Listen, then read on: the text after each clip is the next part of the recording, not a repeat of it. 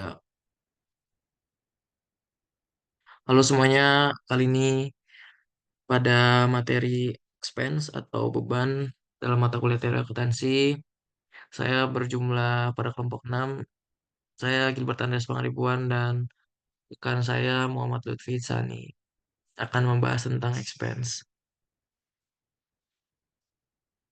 Pertama dari expense atau beban itu sendiri, dari menurut Ikatan Akuntansi Indonesia, expense adalah penurunan manfaat ekonomi selama 1 tahun, satu periode maksud saya, akuntansi dalam bentuk arus kas keluar atau dapat berkurangnya aktiva atau terjadinya suatu kewajiban yang mengakibatkan penurunan ekuitas yang tidak menyangkut pembagian modal atau kepada penanam modal atau investor sendiri.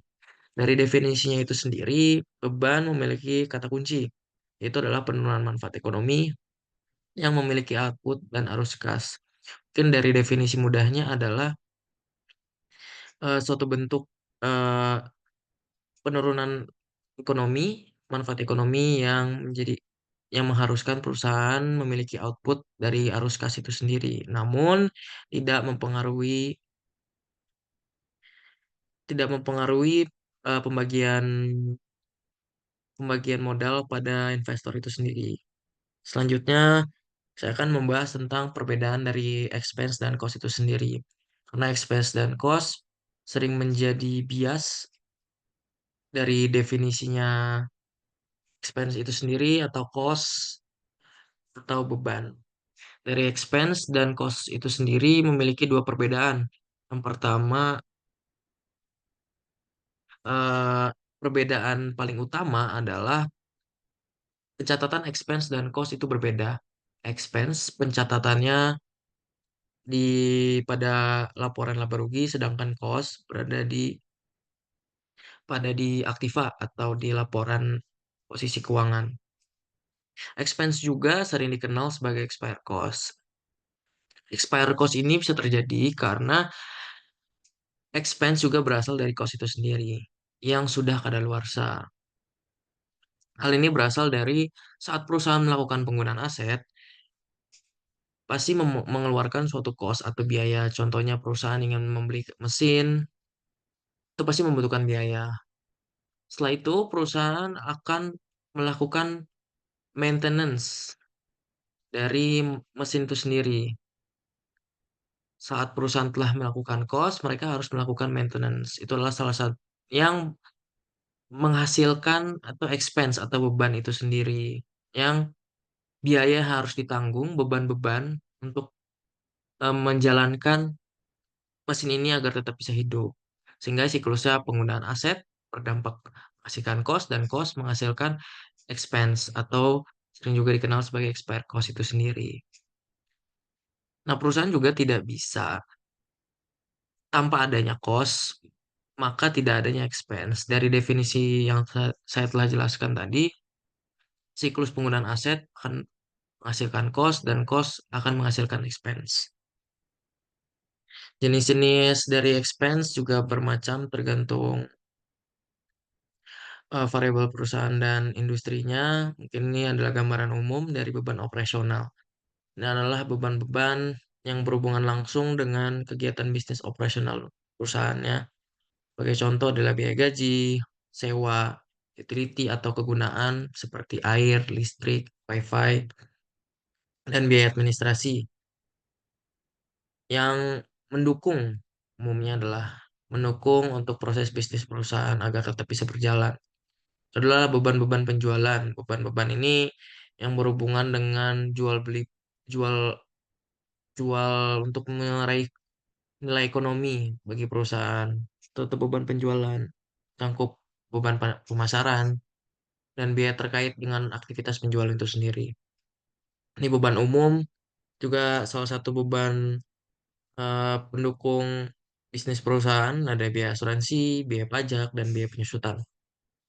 Ini beban keuangan. Yang keempat adalah biaya bunga dan biaya transaksi. Ini juga bisa berhubungan langsung dengan beban-beban bisnis perusahaan. Dan yang kelima adalah biaya riset dan biaya pengembangan. Mungkin ada beberapa perusahaan yang memiliki beban ini, namun ada juga beberapa perusahaan yang lebih minim gitu, dalam beban-beban riset dan pengembangan. Itu mencangkup biaya yang terkait dengan kegiatan penelitian untuk mengembangkan produk. Misalnya perusahaan ingin mengembangkan suatu launching produk baru, membutuhkan R&D yang menghasilkan cost dan menghasilkan beban itu sendiri.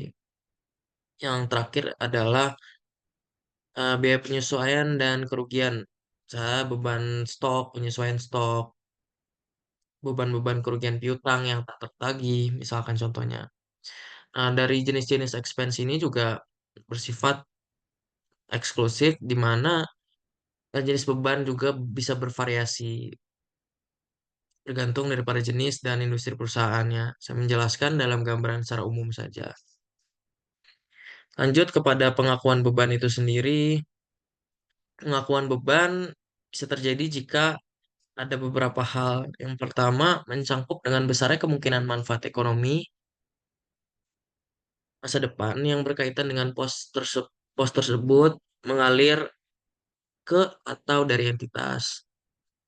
Misalkan yang dimaksud dari sini adalah pengakuan beban itu sendiri juga bisa mempengaruhi akun-akun lainnya gitu. Dan yang kedua adalah pos tersebut mempunyai biaya atau nilai yang dapat diukur dengan andal. Maksudnya pos dalam pengakuan beban ini juga harus dapat terukur, misalkan dari akun-akun yang berhubungan. Pengaku, pengakuan beban juga dapat dilakukan dalam kehati-hatian atau netralitas. Nah, yang dimaksud dengan kehati-hatian adalah pengakuannya yang dilakukan perusahaan ini harus benar-benar sesuai dan wajar. Dan yang terakhir adalah pengakuan beban itu bisa diakui bila bebas dari kesalahan bias dan yang material dan dapat disajikan dengan andal. Pengakuan beban ini harus mencangkup bebas dari kesalahan.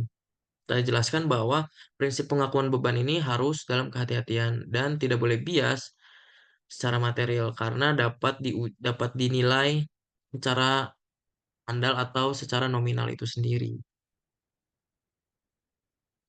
Lanjut akan dijelaskan akan saya Muhammad Lutfi Sani.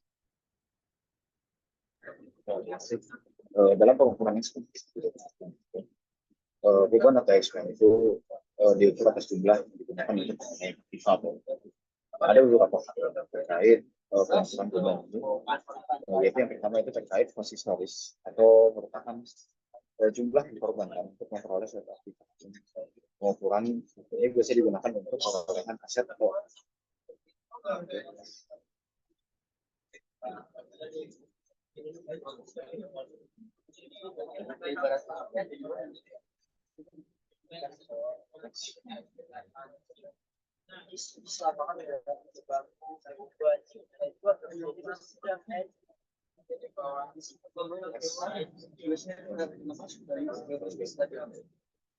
Nah, kemudian yang kedua itu ada namanya replacement cost yang menunjukkan bahwa dari jumlah harga itu pertukaran yang perlu dikorbankan ini ada pada suatu entitas yang yang sejenis dengan kondisi yang sama pula. Kemudian itu yang terakhir itu ada cash equivalent atau startups.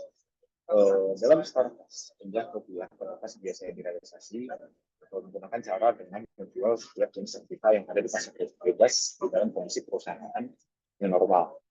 Dan biasanya berdasarkan pasar barang bebas dalam sejenis ini berkeadaan dan kondisi yang sama atau sejenis.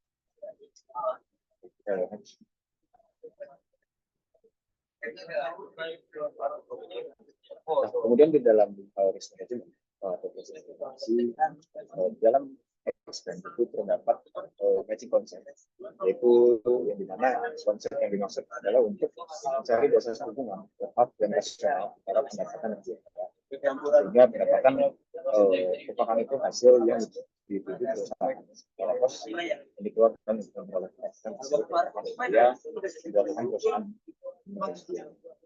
Sehingga pendapatan harus dibandingkan dengan biaya yang digunakan telah menghasilkan pendapatan tersebut baru dihasilkan misalnya laba yang tepat atau yang tepat.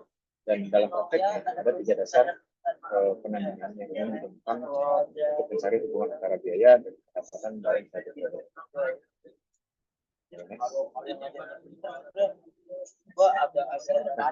Mungkin ini yang terakhir kesimpulannya, apa yang kita dapat terkait produk pos beban expense yang memang memiliki berbeda, maka posisi kemiskinan tahu dan beban juga tentu tidak bisa disamakan sehingga adanya perbedaan ini memiliki perbedaan yang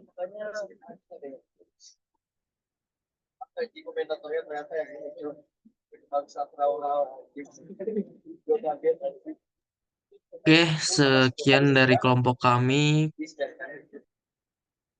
membahas tentang expense dari kelompok 6.